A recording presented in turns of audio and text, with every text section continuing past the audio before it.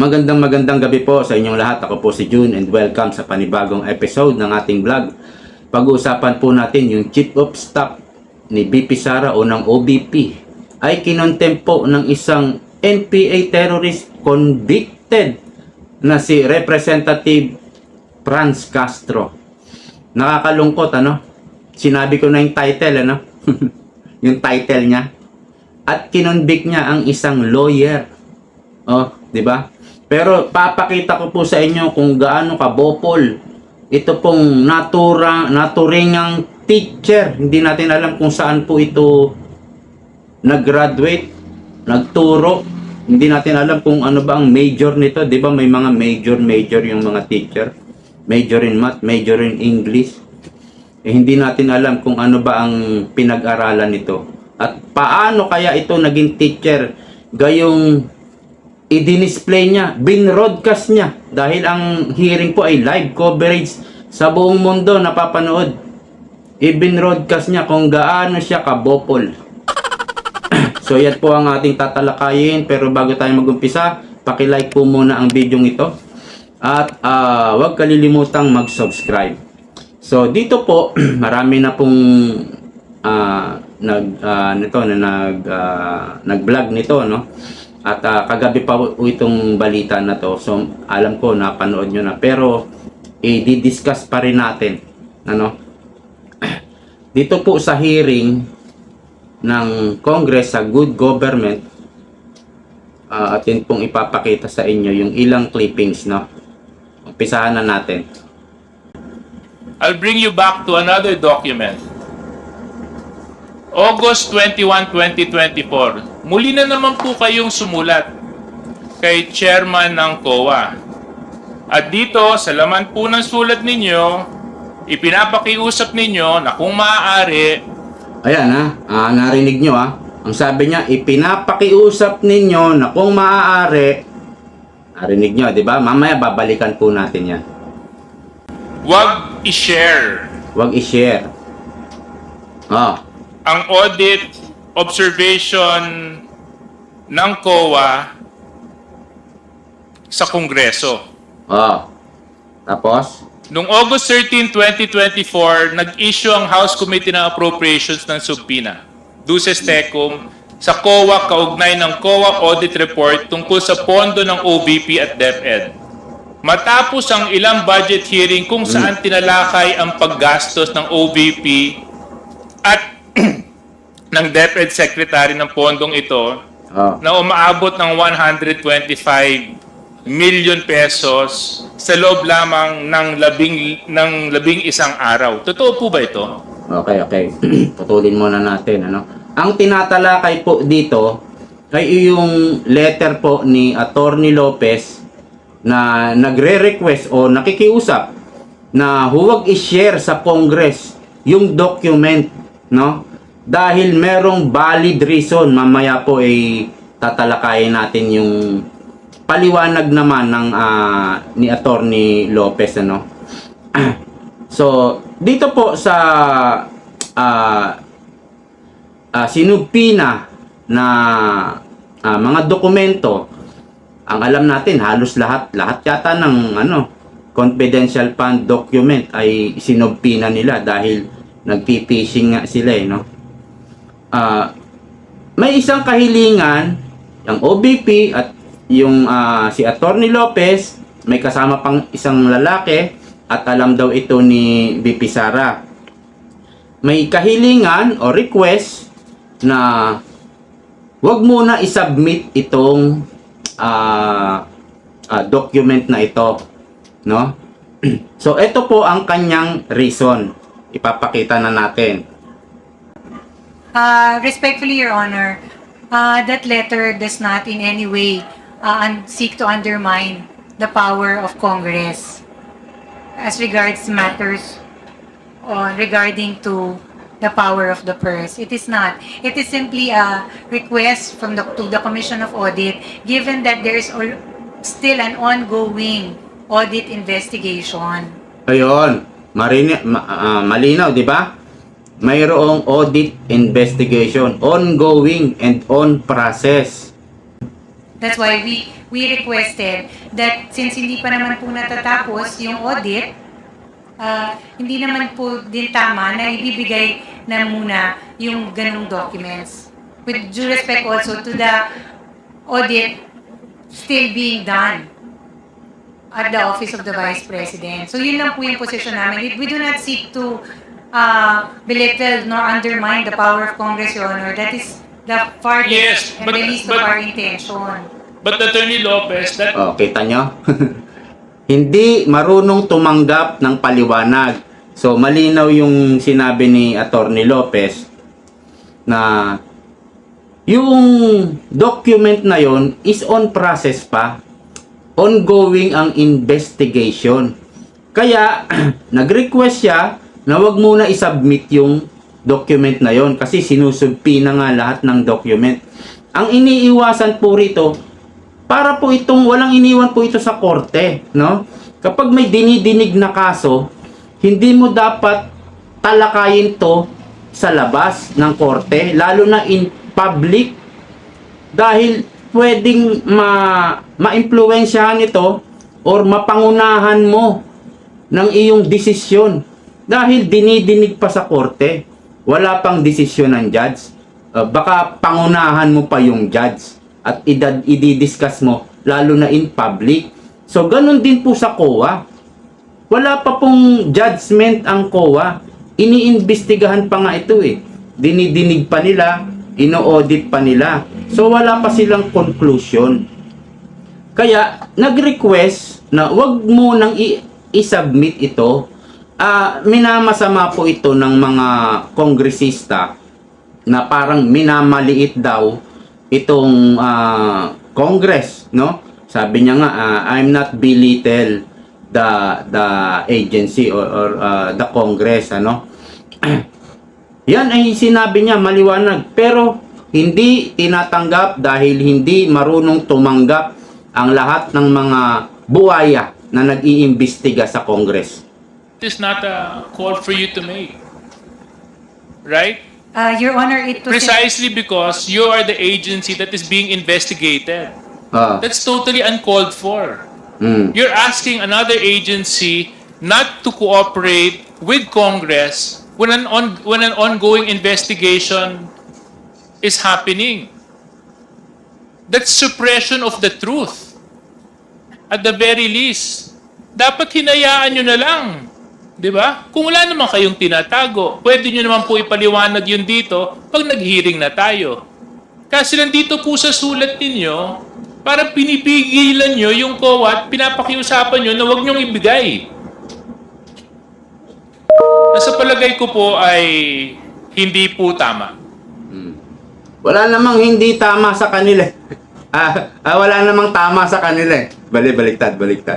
Wala pong tama sa kanila. Sila lagi ang tama. At wala silang pakikinggan, wala silang uunawain na paliwanag, wala silang tatanggapin na paliwanag. Kapag hindi nila gusto ang sagot, hindi nila tatanggapin. At yan ay palagi nilang ginagawa. No?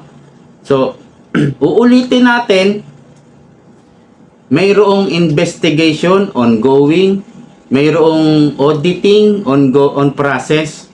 Kaya nag-request na wag mo nang ibigay o share sa Congress itong dokumento na to.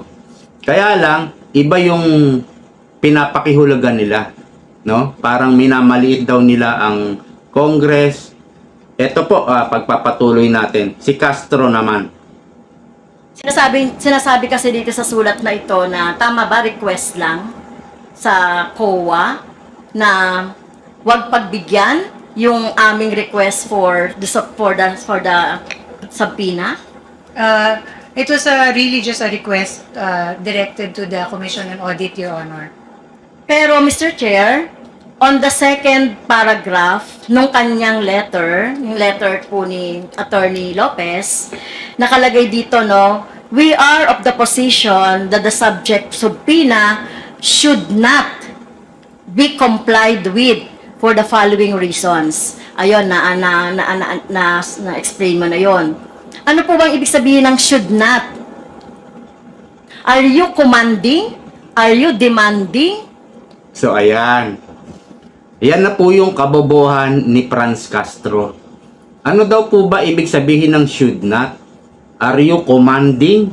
Nag-uutos ka ba? Are you demanding? Nagde-demand ka ba? Ay kayo po, hanapin nyo po sa Google.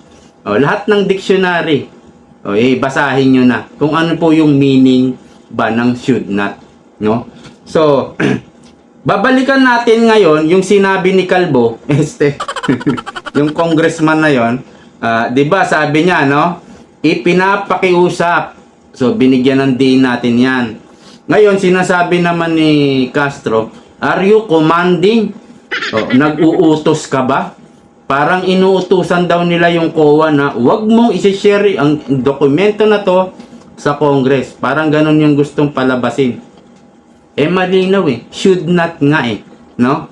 So, dito po, babasahin natin yung meaning ng should not. Kung saan pa tayo pupunta, di kay Google, di ba?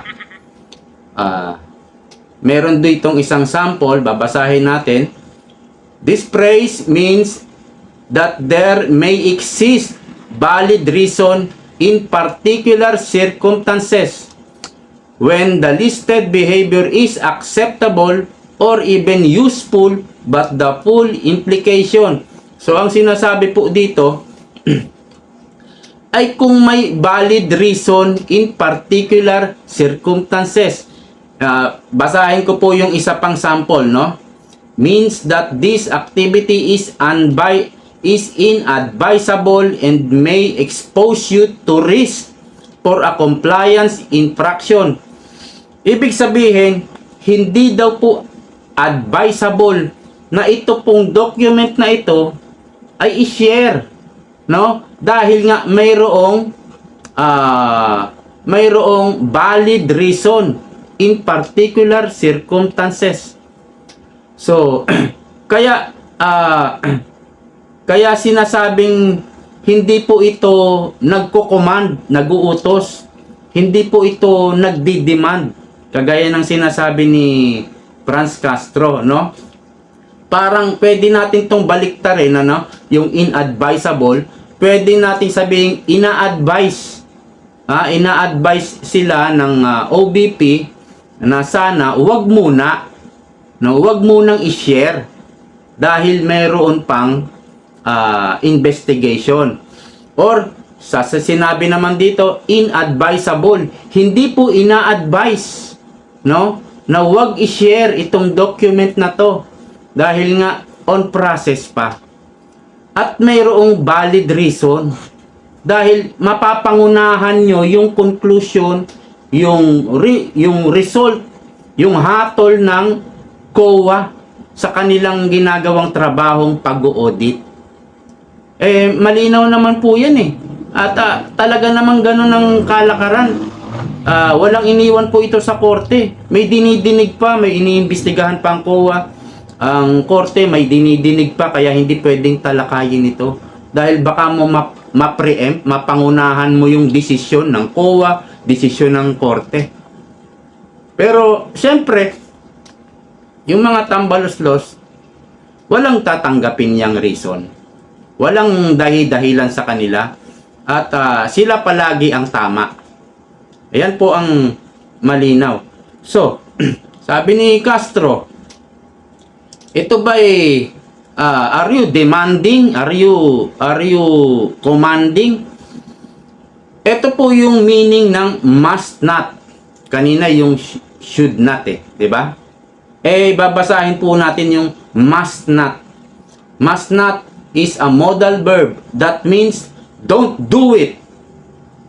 Don't do it or what is not permitted is often used in public signs and notices to convey rules, laws, and prohibition. For example, you must not park outside the entrance. Hindi ka pwedeng mag-park doon sa labas ng entrance. Entrance nga yan Kaya bawal mag-park. Doon nag-uutos na. Ang sinasabi ni Castro na commanding, ay yun po ay must not. Hindi po commanding and demanding yung should not. Eh dapat turuan po itong si convicted Castro na ito. Saan ba nagturo ito? At saan kaya gumraduate, ano? Di ba ang teacher ay matatalino, no? Parang si Castro ay nanguhula lang eh. Ituloy po natin. The COA na wag sumunod doon sa subpoena doon sa STECUM. If, You know? Your Honor, Mr. Chair, Continue, Attorney Lopez. yes, if you read the the entirety of the letter, it is really a respectful request sa Commission on Respectful Audit. We are request not naman. demanding them or instructing them. It is really a respectful request if you read in the Well, entirety. Yes, oo. Pero pag should kasi, parang demanding na yon, commanding na yan, para sa akin, no? Oh. Demanding na raw para sa kanya. Tuloy na nga natin. And Okay. yes, and Okay, may I so also kung- add, Yes. Kung hindi ito demanding, commanding, parang siga-siga ba yung Office of the Vice President na utusan yung OVP, na utusan ang COA na hindi kami sundin ang Congress or House of Hindi nga nag-uutos eh. No? Hindi nga nag-uutos eh. Request. Nagre-request. Or pwede mong baliktarin yung inadvisable. Nag-a-advise. Oy, o kaya hindi ina-advise. No? Yung should not, hindi nag-uutos. At sinasabi niya siga-siga. Hindi. Kayo. O ikaw, Castro, ang siga-siga. Wala kang tinatanggap na paliwanag. O, lahat kayo tama. Lagi kayong tama. Kayo ang tunay na siga-siga. O, pag nandiyan kayo sa kuweba nyo o sa teritoryo nyo, napakasiga nyo. Congress or House of Representatives. Your Honor, Mr. Chair, hindi po siga-siga ang OVP. It is really just a respectful request, Your Honor, for them to consider our position. Like all position papers filed, ito po yung we feel that these are the issues that we needed to raise. So, Okay. which we addressed to the Commission on Audit. Okay. So kanina, Mr. Chair, no, binanggit na ng ating mga colleagues yung mga dahilan, no, kung bakit mali ang paniniwala ng Office of the Vice President, kung bakit we are holding a hearing in aid of legislation dahil sabi nila wala pa daw batas o wala pa daw panukalang batas. So kaya nga tayo nag-hear ng, di ba, malinaw naman na yan. Pero dito sa letter na ito, Mr. Chair, may plano talaga ang Office of the Vice President Oh. na mag-interfere Oh, doon sa ating conduct ng ating proceedings. Dahil dito, Mr. Chair, at I'm sorry, Attorney Lopez, no, dahil ikaw yung nakapirma dito, and according to our rule, one of the reasons on the undue is the undue interference in the conduct of proceedings. So may I move, Mr. Chairs, na nag-violate si Attorney Lopez dito sa ating proceedings or dito sa ating trabaho due to this Section 11, letter F, undue interference in the conduct of proceedings. May I move to cite Attorney Lopez in contempt, Mr. Chair. I move. contempt na. Mr. Chair, before you make the ruling, Any second? if I may be allowed, Any second to the motion? uh, Duly seconded? Is there any objection? Your Hearing none, Honor. the motion is carried. respectfully, it was not the intention of the Office of the Vice President to Attorney, you wait for me to Ayaw pa rin acknowledge you. pagsalitain, no? For that, Apologize, Your I Honor.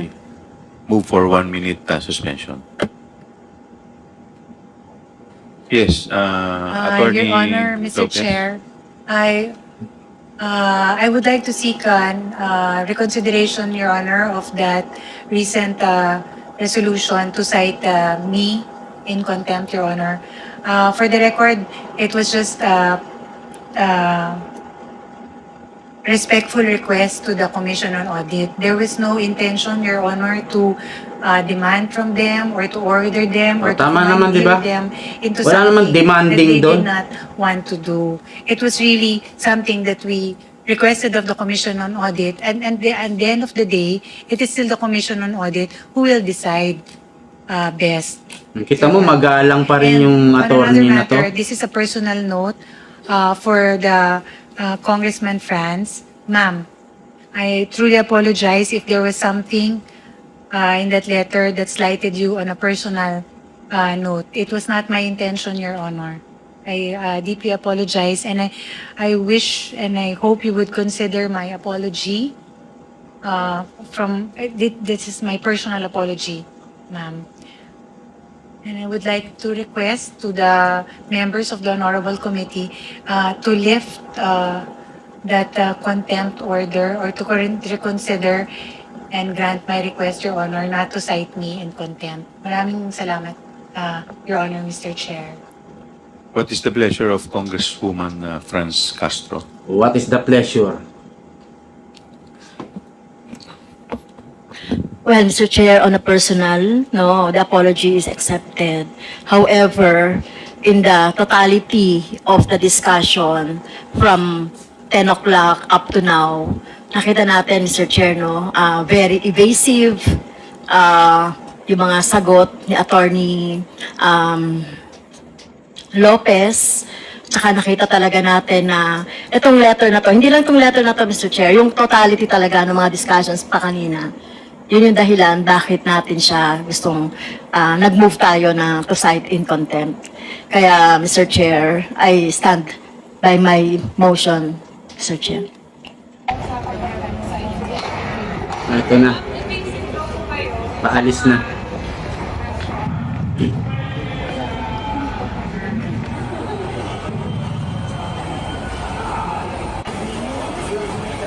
Dadalhin lang po siya within the vicinity of the Congress. Pero nagtataka ko bakit sasakay pa ng sasakyan. Hindi pa kasi ako nakapunta dyan. Ayan, sasakay na. Sa pulis pa talaga isinakay, ano? Bakit ka kailangan pa sa pulis isakay? Parang nahuli talaga. Dapat si Castro ang isakay dito eh. Dapat yun ang ikulong eh. Diba? Ito yung sakyan nyo. Meron? Pasunod pa lang po eh. Pagkahilan natin. Sakyan natin yung isa yung sakyan nila. Okay? Guide natin doon sa center.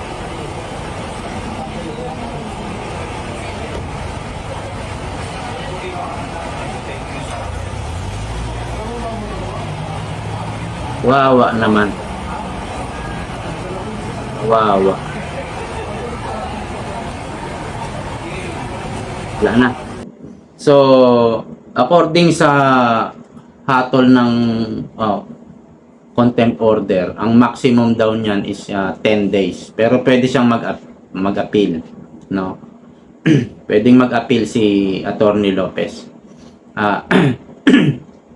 Malinaw naman eh. Paulit-ulit na nga eh. It was respectfully request. Hindi kagaya ng sinasabi ni Castro na parang inuutusan ang COA.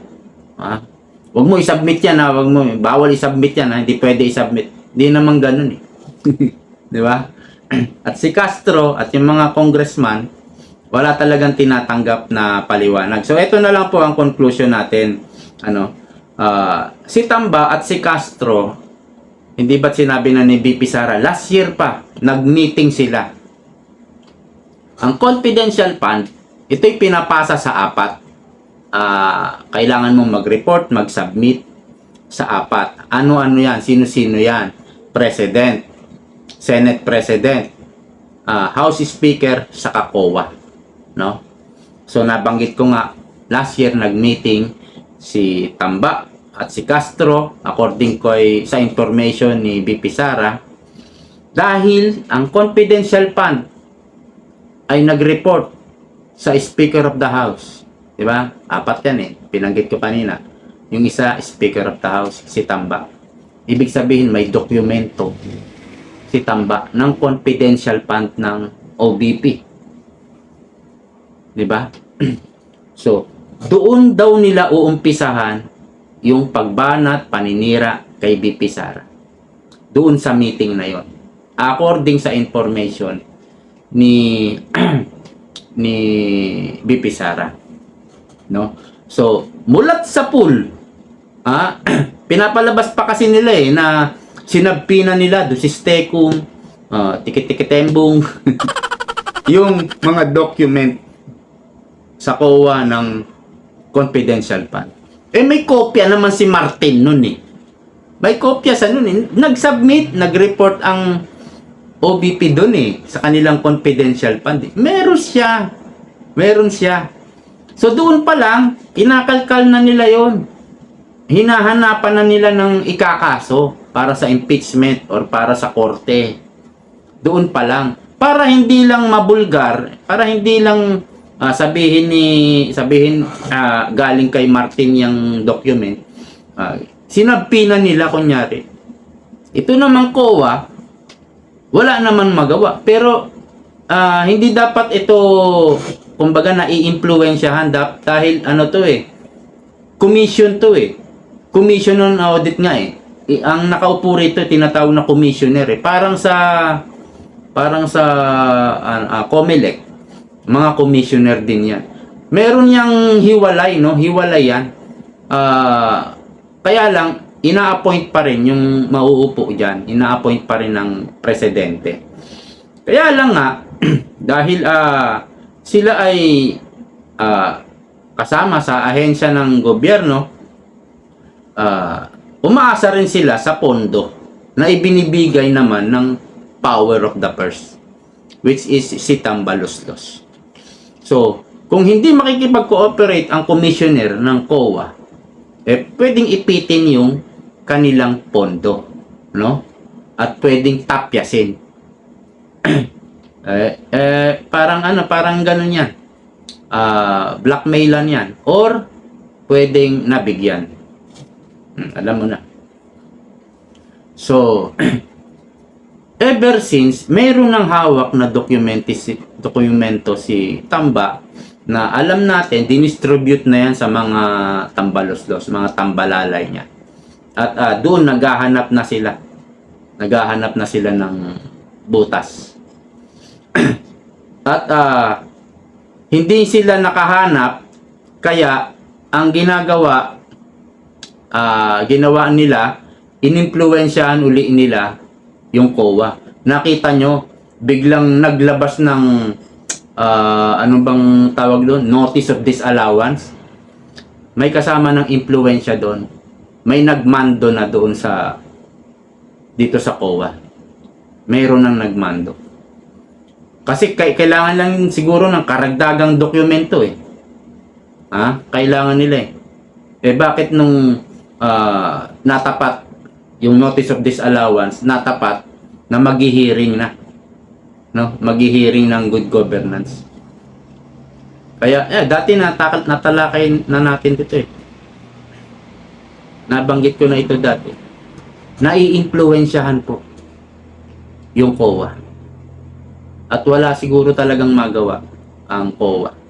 Ganyan talaga. Kumbaga, kung sino talaga ang malakas, kung sino ang makapangyarihan. At ganyan talaga masusubok ang tao kapag binigyan mo ng pera o pinahawak mo ng pera at pinalasap mo ng kapangyarihan. Diyan mo makikilala.